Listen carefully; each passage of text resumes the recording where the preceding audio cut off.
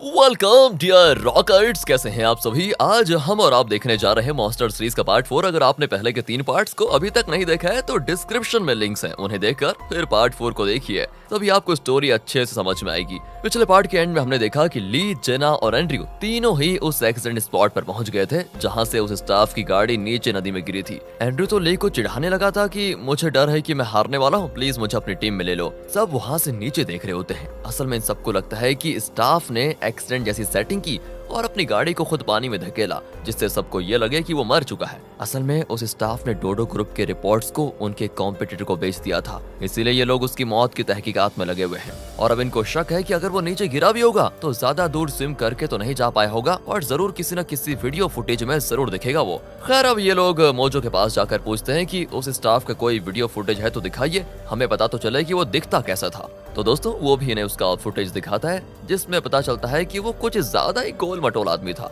Mojo कहता है कि जो टीम सबसे ज्यादा डिटेल्स लेकर आएगी उन्हें ज्यादा पॉइंट्स मिलेंगे। अब ये लोग सोच में पड़ जाते हैं कि इसके साइज के हिसाब से तो ये स्विम नहीं कर पाया होगा, लेकिन रोशी उस स्टाफ के वॉच को जूम करके देखती है और बताती है कि ये तो वाटर प्रूफ वॉच है जिसे प्रोफेशनल डाइवर्स यूज करते हैं। और यहाँ से सभी चौंक जाते हैं कि इसका मतलब है कि वो जरूर स्विम करके आसपास की किसी जगह पे पहुंचा होगा। जिना कहती है मैं तुरंत उस एरिया को छान मारने जा रही हूँ।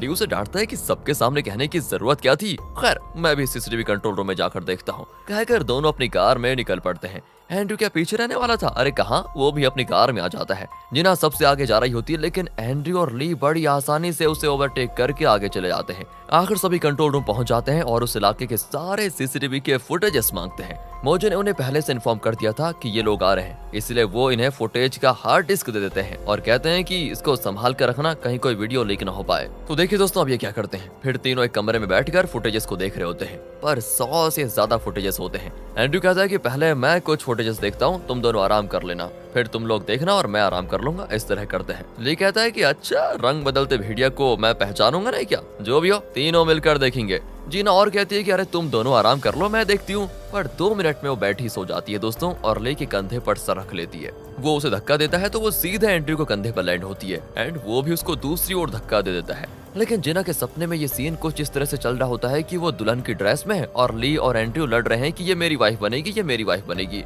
आँख खुलती है तो दोनों ने उसके गाल पे हाथ रखकर उसे स्टॉप किया होता है। जिना चिढ़ जाती है कि इन दोनों ने मेरी कदर नहीं की एंड फिर तीनों साथ मिलकर फुटेजेस देखने में लग जाते हैं। कुछ देर में ली और एंड्रयू सो जाते हैं और दोनों के सर जिना के कंधों पर होते हैं। जिना दोस्तों अब अकेले फुटेजेस देख रही होती है। अचानक एक्सीडेंट स्पॉट से लगभग 5 किलोमीटर की दूर पर एक कैमरा था जिसके फुटेजेस में वही स्टाफ दिखता है। उसने डाइवर्ट सूट पहना होता है और वो पानी से निकलकर एक कार में बैठकर चला जाता है। जिना गाड़ी का नंबर भी नोट कर लेती है। अब वो सोचते है कि बेटा तुम दोनों ने मुझे अपनी टीम में नहीं लिया था ना, अब दिखाती हूँ मैं क्या कर सकती हूँ। सोचकर वो कार नंबर लेकर चली जाती है। और जब रोशी वहाँ पर पहुँचती है तो दोनों को डांटती है कि अरे तुम्हें यहाँ पर सोने के लिए भेजा गया था क्या? हैं, दोनों चौंक कर उठते हैं तो ना तो हार्ड डिस्क होता है और ना ही जिना ने कार का नंबर लिखा होता है। उसने बस एक नोट छोड़ा होता है कि मैंने उस आदमी को देख लिया है और उसकी गाड़ी का नंबर भी नोट कर लिया है, तुम दोनों आराम से सोते रहना, ओके। अब दोस्तों जिना अपने एक फ्रेंड के पास जाती है जो कि पुलिस में है। वो कार नंबर को चेक करता है, ओहो, तो पता चलता है ये रजिस्टर्ड नंबर है ही नहीं, इसलिए इस गाड़ी को पता लगाना बिल्कुल नामुमकिन है।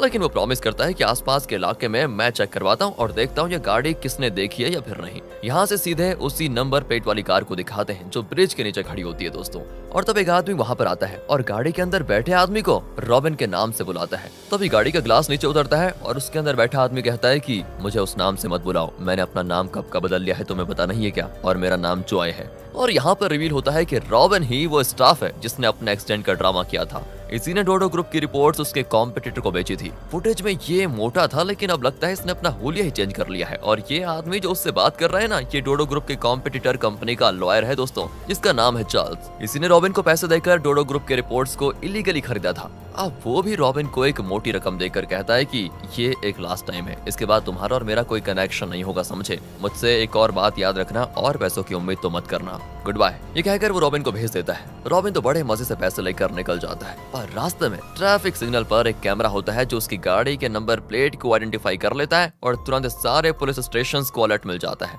कि ये गाड़ी इस जगह पे है। आखिर दोस्तों पुलिस उसको पकड़ लेती है। जिना का फ्रेंड तुरंत जिना को बता देता है और वो जल्दी से पुलिस स्टेशन की ओर निकलती है। इसी बीच ली और एंड्रयू को लगता है कि जिना जरूरी पूछताछ करने किसी पुलिस स्टेशन में गई होगी, इसलिए वो सियोल के हर पुलिस स्टेशन में जाते हैं। एक पुलिस स्टेशन में जब वो बाहर आते हैं तो जिना वहाँ पहुँच जाती है एंड उन्हें देखकर जिना चौंक जाती है और पूछती है, तुम दोनों यहाँ पर क्या कर रहे हो? तुम्हें कैसे पता चला कि उस स्टाफ को अरेस्ट कर लिया गया है? अब ये दोनों चौंक जाते हैं कि अच्छा वो आदमी अरेस्ट भी हो गया। अरे यार, तो क्या मैंने बेवजह अपना मुंह खोल दिया? इन्हें तो पता ही नहीं था। खैर दोस्तों, वो आगे कहती है, मैंने ही उस नंबर प्लेट को पता लगाया था, इसलिए पहले मैं जाऊंगी और बोनस पॉइंट्स भी मुझे मिलेंगे। कहकर वो पुलिस स्टेशन को एंटर करने वाली होती है, लेकिन ली उसको झट से गले लगा लेता है और कहता है, तुम तो मेरी टीम में हो ना, तुम्हारे बिना टीम सूनी सूनी हो गई है, पता है तुम्हें? और ये तो छोड़िए, पीछे से एंड्रयू भी उस पर झपट पड़ता है कि नहीं नहीं नहीं, तुम तो मेरी टीम की जान हो, पहचान हो, सम्मान हो, सब कुछ तुम हो। जिना दोनों को धक्का देकर पुलिस स्टेशन के अंदर जाती है, पर वो वहाँ बैठे रॉबिन को देखकर कहती है, नहीं नहीं नहीं नहीं, ये तो वो आदमी नहीं है,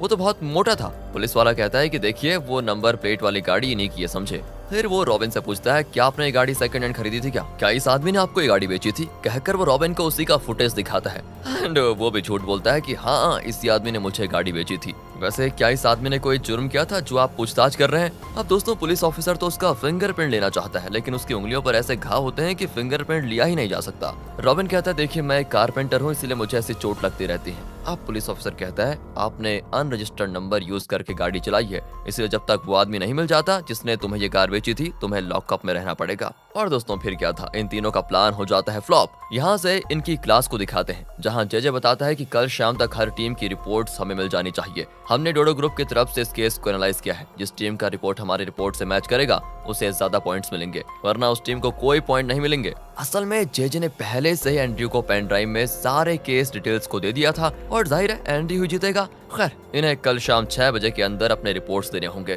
फिर जिना तो बहुत सारे चॉकलेट्स लेकर पुलिस स्टेशन जाती है और पुलिस ऑफिसर्स को दे देती है। इसी बहाने वो पूछ भी लेती है कि इस केस में कुछ और पता चला है क्या? वो कहते हैं कि फिलहाल तो नहीं, पर आपको तो अपनी कंपनी को कल शाम तक रिपोर्ट्स देने हैं ना। अगर कोई इन्फॉर्मेशन मिली तो सबसे पहले आपको ही कॉल करूंगा मैं। दूसरी ओर पैनी को दिखाते हैं दोस्तों, जो आई-1 कंपनी के ओनर से मिलने चाहती है। असल में दोस्तों जेजे का प्लान ये है कि वो किमी के पिता नेल की मदद से आई-1 कंपनी के ओनर को धमकाकर उसकी कंपनी को खरीदने की सोच रहा है। अगर वो आई-1 को खरीदने में सफल हो गया तो उन्हें इस केस में अपने कॉम्पिटिटर के खिलाफ प्रूफ मिल जाएगा और वो इस केस को जीत जाएंगे। लेकिन पैनी आई-1 के ओनर से मिलती है और कन्विंस करती है कि आप अपनी कंपनी डोडो ग्रुप को बेचने के बजाय उसके कॉम्पिटिटर को बेचिए, जो आपकी कंपनी का ज्यादा दाम देने के लिए तैयार बैठे हैं। तब ली वहाँ पर आ जाता है और कहता है कि सर, मैं नेल को अच्छी तरह जानता हूँ, उन्होंने हमें यहाँ भेजा है क्योंकि वो चाहते हैं कि आप डोडो ग्रुप को अपनी कंपनी ना बेचे। कहकर वो चला जाता है। अब ओनर परेशान हो जाता है कि इसे कैसे पता चला कि मैं कंपनी बेचने वाला हूँ। तब पैनी को एक कॉल आता है। कॉल के बाद वो आई-1 के ओनर से कहती है,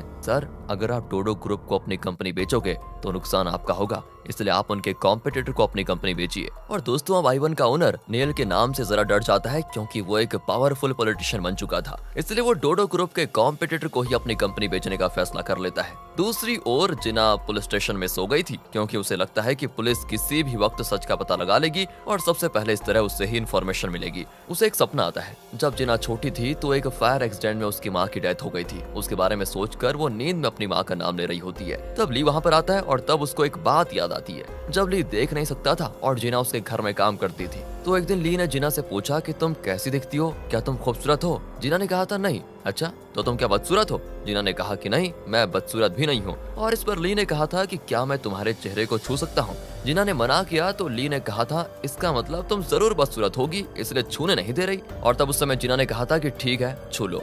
तब ली ने जिना के चेहरे को छूकर फील किया था दोस्तों। अब भी वो जिना का चेहरा टच करने की कोशिश करता है ताकि वो जान पाए कि ये जिना है या नहीं, क्योंकि जिना तो यहाँ किसी और नाम से आई है ना, इसीलिए। लेकिन अचानक जिना जाग जाती है और कहती है, क्यों गुरु, तुम्हें भी लॉकअप में बंद होना है क्या? ली कहता है नहीं, मैं तो यूं ही देख रहा था। जिना कह देती है कि ध्यान से सुनो, अगली बार मेरे चेहरे पे हाथ रखने की कोशिश की तो तुम्हारे चेहरे पे मेरी लात होगी, समझे? कहकर वो मुंह धोने जाती है। तब ली रॉबिन के पास जाता है जो लॉकअप में बंद है और कहता है मुझे आपसे एक बात पूछनी थी। और वो कहता है मुझे नींद आ रही है, तुम जाओ। अच्छा, तो क्या आप मुझसे कुछ छुपाने की कोशिश कर रहे हैं? रॉबिन को दोस्तों गुस्सा आ जाता है। तब ली उसके चश्मे को नोटिस करता है और पूछता है, सर या आपने बिना लेंस का चश्मा क्यों पहन रखा है? वो कहता है तुमसे मतलब, जाओ वरना बहुत बुरा होगा। अब यहाँ दोस्तों ली को इन पर शक होने लग जाता है। अगले दिन शाम को सभी अपने रिपोर्ट्स सबमिट करने में लगे होते हैं। एंड्रयू तो बिना मेहनत किए जेजे के दिए हुए पेन ड्राइव से डिटेल्स निकाल कर रिपोर्ट बना लेता है और सबसे पहले सबमिट भी करता है। फिर ली की टीम रिपोर्ट देती है तो मोजो कहता है कि तुम इतना लेट क्यों आए, सिर्फ 1 मिनट बचा है, थोड़ी सी भी देर हो जाती तो मैं रिपोर्ट नहीं लेता।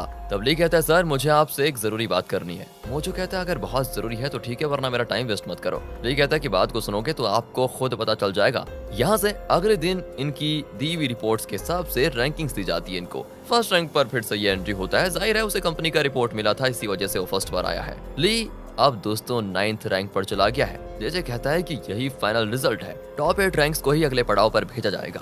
लेकिन तब मोजो वहां पर आकर कहता है कि देखिए घबराने की जरूरत नहीं है, ये टेम्पररी रैंकिंग्स है। वैसे असल में कोर्ट में सेकंड हियरिंग के बाद जो रिजल्ट होगा उसके आधार पर मार्क्स भी बदलेंगे, इसलिए ये फाइनल रैंकिंग नहीं है। यह सुनकर जेजे चौंक जाता है और यहाँ फ्लैशबैक में दिखाते हैं कि शाम को ली ने मोजो से एक जरूरी बात कही थी। उसने कहा था कि जेजे एंड्रयू की मदद कर रहा है। उसने कंपनी की रिपोर्ट्स की डिटेल्स एंड्रयू को दे दी। उस समय मोजो पूछता है कि ये तुम कैसे कह सकते हो।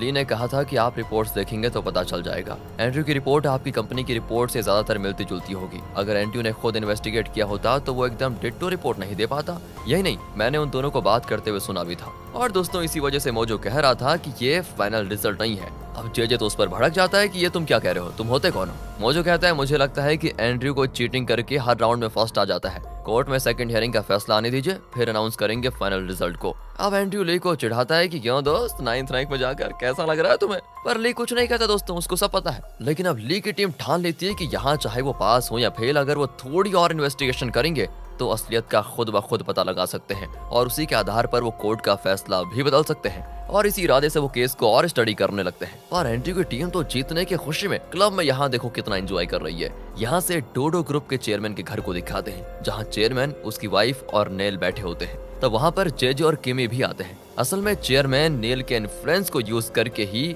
आई1 कंपनी को खरीदने जा रहा है। नेल कहता है कि अरे आप फिक्र मत कीजिए, आई1 कंपनी अब आपकी हुई समझो। पर दोस्तों ये लोग नहीं जानते कि आई1 का ओनर अपनी कंपनी इनके कॉम्पिटिटर को बेचने वाला है। नेल की मदद के बिना ये डीलिंग तो हो नहीं सकती, इसलिए चेयरमैन ने उसे और जेजे को भी इनवाइट किया था। वो सबको अंदर बुलाता है।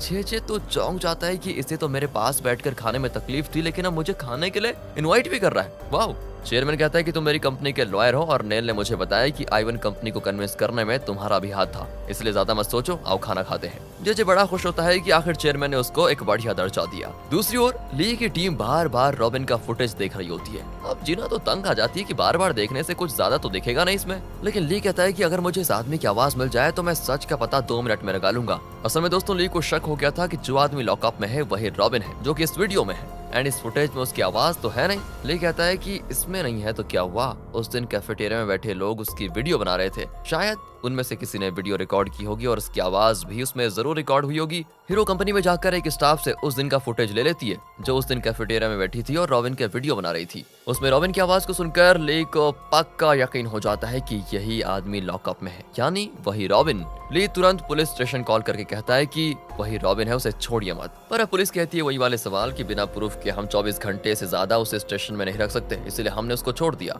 लेकिन उन्हें प्रूफ भी भेजा जाता है, तो वो ली को रॉबिन का एड्रेस भेज देते हैं, क्योंकि ली उस जगह के पास ही है। वो कहते हैं कि तुम वहाँ पर पहुंचो, हम अभी निकल रहे हैं। इसी बीच रॉबिन दोस्तों अपने घर पहुंचता है। वहाँ जिम के सारे इक्विपमेंट्स होते हैं। लगता है खूब वर्कआउट करके इसने अपना वेट घटा लिया है। एक ग्लास के पीछे बड़े बॉक्स में बहुत सारा पैसा होता है, जो इसे डोडो ग्रुप के कॉम्पिटिटर ने दिया था। एंड वो बॉक्स को उठाकर वहाँ से भागता है, लेकिन ली की टीम वहाँ पर पहुंच चुकी थी और दोस्तों रोशे सीधे उसको मार के गिरा देती है। ली और जीना एकदम शॉक हो जाते हैं कि ओह इसमें इतनी ताकत कहाँ से आई। वो नहीं जानते कि रोशे तो एनआईए में थी। इससे पहले कि वो कोई सवाल करते, रोशे कहती है अरे ये बस मेरी ट्रेनिंग का कमाल है, वैसे फाइटिंग तो कोई भी सीख सकता है, इसमें क्या बड़ी बात है। इस तरह दोस्तों रॉबिन पकड़ा जाता है। अगले सीन में कोर्ट में दिखाते हैं कि इस केस की सेकंड हियरिंग है और शायद फैसला भी सुनाया जाएगा। डोडो ग्रुप का लॉयर यानी जेजे और कॉम्पिटिटर का लॉयर चार्ल्स वहाँ पर आए होते हैं। डोडो ग्रुप के लोग बहुत रिलैक्स्ड होते हैं, ये सोचकर कि आई1 कंपनी तो उनकी हो जाएगी। लेकिन दूसरी ओर दिखाते हैं कि आई1 का ओनर डोडो ग्रुप के कॉम्पिटिटर के साथ डीलिंग साइन कर चुका है। और जब ये खबर नाथन को मिलती है